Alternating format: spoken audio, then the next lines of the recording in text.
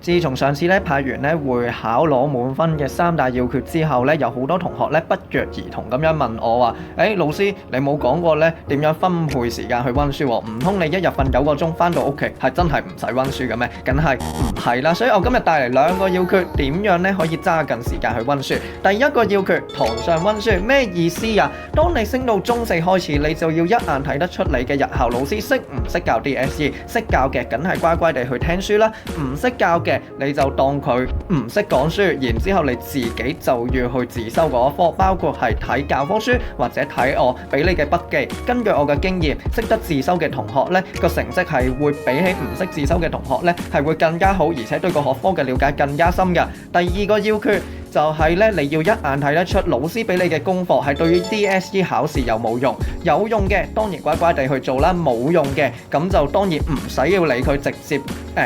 做我俾你嘅作文啦。我有一啲同學佢嘅英文老師成日俾埋啲乜嘢啊，拍片啊，剪部 presentation 俾佢，全部對 DSE 冇用嘅，所以佢哋自動就會 delete 晒呢啲功課，然之後直接做我俾佢嘅作文同 past paper， 咁樣先至會攞到星㗎。明嘅快啲 share 俾你身邊要攞星嘅同學啦。我係邊個？我係 ET1 你嘅 English teacher。